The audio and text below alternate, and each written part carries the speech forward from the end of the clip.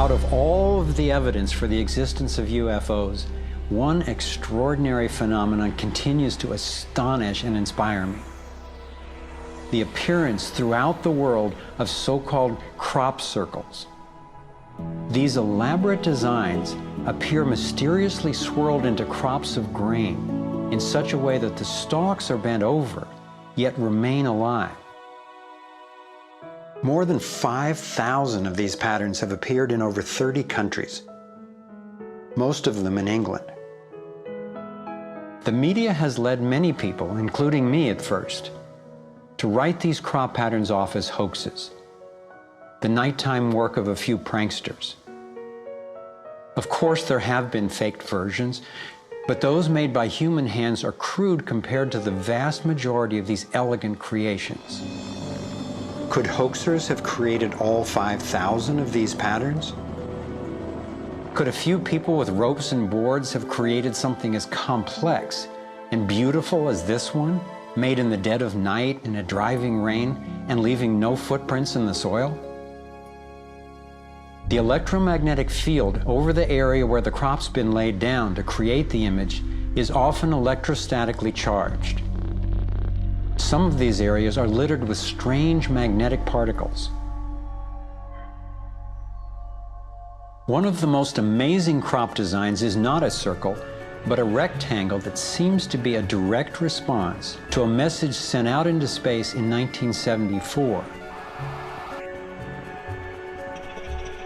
The message was a radio signal depicting our planet's location in our solar system and Earth's people, in hopes that it might be received and interpreted by an extraterrestrial intelligence.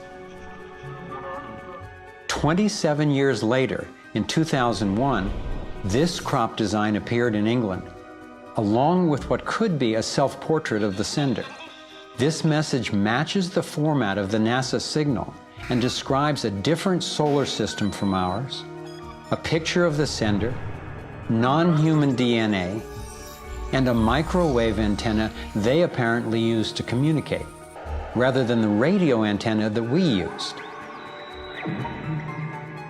The antenna symbol had appeared a year earlier in exactly the same field, right next to a working radio wave antenna, like the one NASA used to send out the original signal.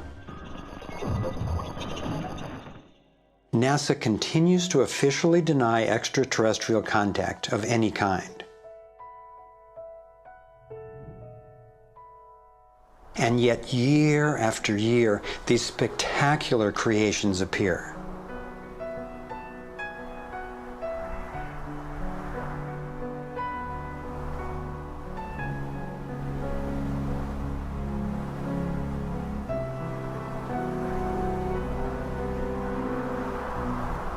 So what might these remarkable designs mean? Here are some two-dimensional versions that seem to be revealing the torus in 3D.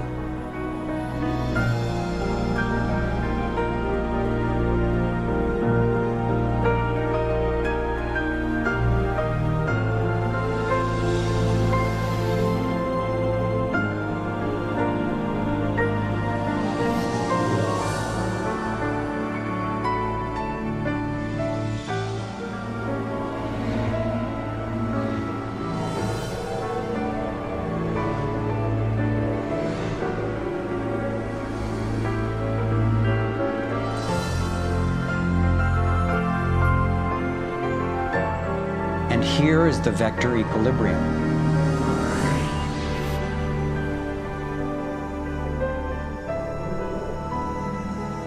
And the related pattern of 64 that we saw encoded in the arts of so many ancient cultures.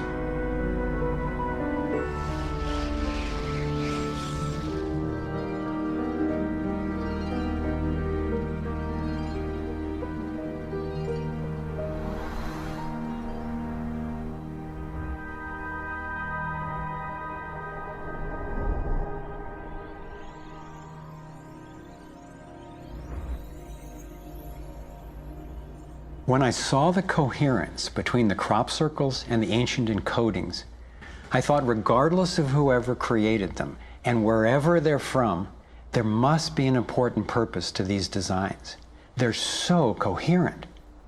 I've come to believe that the pattern of the torus and the vector equilibrium, especially in the form of the 64 tetrahedron crystal, is showing us how energy works in the universe so that we can learn to align with it. I believe that they're giving us a model for accessing energy in a clean, safe, and limitless way, and a new means of propulsion. What more important message could there be to get to us, and especially now, from their perspective, as we're beginning to extend our careless reach beyond our planet?